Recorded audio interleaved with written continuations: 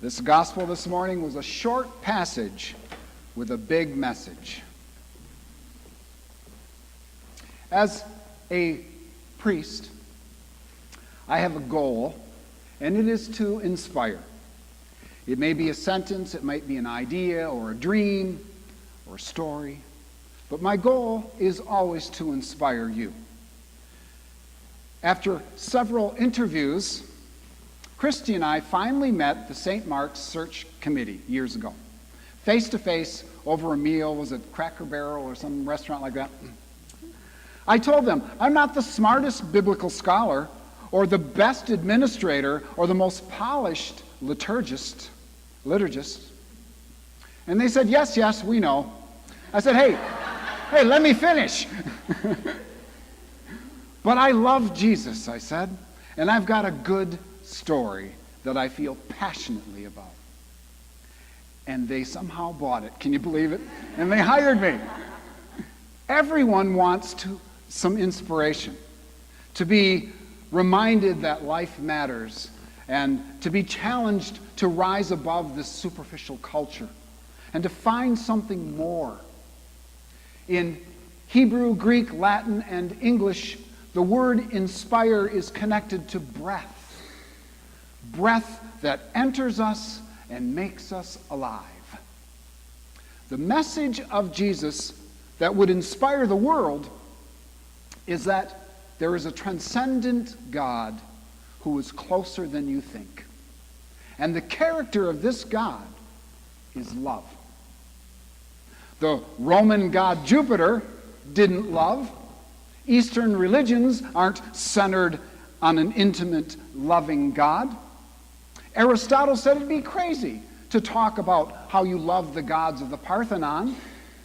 No one wrote songs, Zeus loves me, this I know, for the Iliad tells me so. Jesus summed up his purpose on earth to his disciples in a single, breathtaking sentence. Love one another just as I have loved you. That was his commandment that he left to his disciples. Short and sweet, a short passage and a big message.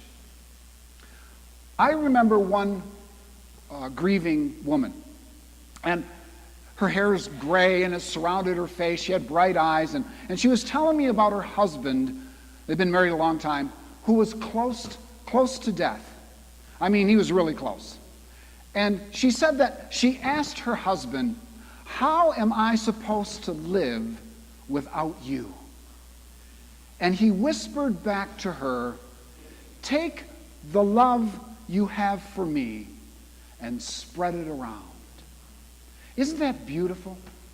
Take the love you have for me and spread it around.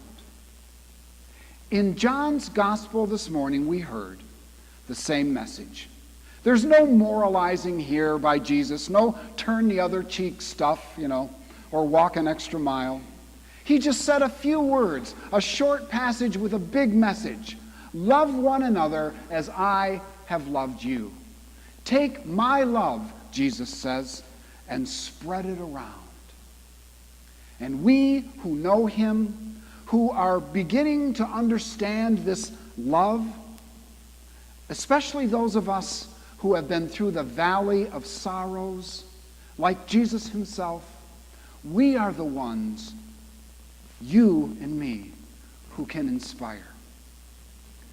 You see, Jesus showed great love. We hear about love all the time here at St. Mark's. Love, love, love. I'm beginning to sound a lot like John Lennon. But Jesus also experienced great suffering. And St. Paul said, if we want to share his love, we also have to share his suffering.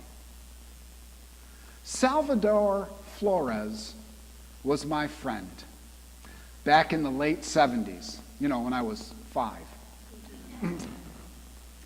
He lost his wife and his kid when he chose heroin instead of them. Then, after a couple of years, strung out and addicted, he came to Teen Challenge, a place where I worked at the time, and he went through withdrawal, which was great suffering. And he got his life back together again. And we would go out visiting churches with Teen Challenge, and we do some fundraising, and Salvador would stand up and he would tell his story about going to hell and back. And then he would grab the microphone and sing with his little mousy voice. He reminded me of Truman Capote, barely on pitch, and he would sing this song, through it all, I've learned to trust in Jesus, I've learned to trust in God. It was a popular song back then. And though his performance was less than admirable, people were in awe. They were touched by this scruffy little man with a big message. And they always applauded. Love and suffering are the two great teachers in life. In the book, The Shack, the author talked about the great sadness, which was not focused on any one particular incident, but all suffering everywhere. Every wrong done, every loss felt, every injustice, evil, or suffering we have ever experienced, all just thrown into one gigantic lump, then given to God. This is the great sadness of God. This is what the cross is all about. The cross Jesus chose to take is this great sadness. The one way to get through suffering and not let it destroy you is to recognize you don't have to carry it alone. We are in this lump we call life together. And it is hard sometimes, just as it is hard for everyone else. Almost everyone is carrying around a great hurt or a secret wound, some without even knowing about it. Your suffering is part of the great sadness of God. God carries the suffering of the world. It is my portion that I must carry. That's just the way it is. That's the cross we must bear. Love one another as I have loved you. A short passage, a big message. I want to share one more story with you. And because my memory isn't as good as it used to be, I asked Christy, my support person and fact checker, when I last told the story that I'm about to tell you. And she said, well, she thought it'd been long enough ago, but she wasn't quite sure. Which reminded me of this old married couple sitting on the couch. And the husband was going to get up and go out to the kitchen, get something to eat. And his wife said, bring me a hot fudge sundae, will you? With some nuts, and put a cherry on top. Don't forget the cherry. Don't forget. Maybe you should write it down. The husband said, no, I'm fine. He came back a half an hour later with 2 eggs, bacon, and a glass of orange juice. The wife rolled her eyes. See, I told you to write it down. Where's the toast? I don't think we're quite that bad off yet. Anyway, I told you that story to tell you this one. It's a Native American story. And it's about 2 great teachers, suffering and love. And it's about not living just for yourself, but for others. And it's about a bird called She Who Flies Swiftly, who darted through the ancient forest, showing off and flying day after day, and the other creatures watched her loop the loop and fly fast or just float around, a wonderful acrobat, until one day she who flies swiftly could not be found. The Creator, walking through the woods, found the bird and examined it in his hand. One small wing, a broken bone. Gently the Creator laid she who flies swiftly under a tree. All the other creatures of the wood gathered around her and said, how wonderful! She who flies swiftly will be able to fly again because the Creator has touched her. The bird stood dazed for a moment. She looked around. She lifted up her head. She leapt into the air, catching the wind, and she spread her wings. And she who flies swiftly did not fly. She fell to the earth. Why? Everybody wondered. The Creator had touched her. Perhaps she has offended the Creator. And they left the bird sad and alone under the branches of the great tree. She who flies swiftly walked around and around the tree. She sank into herself and sat there and grieved.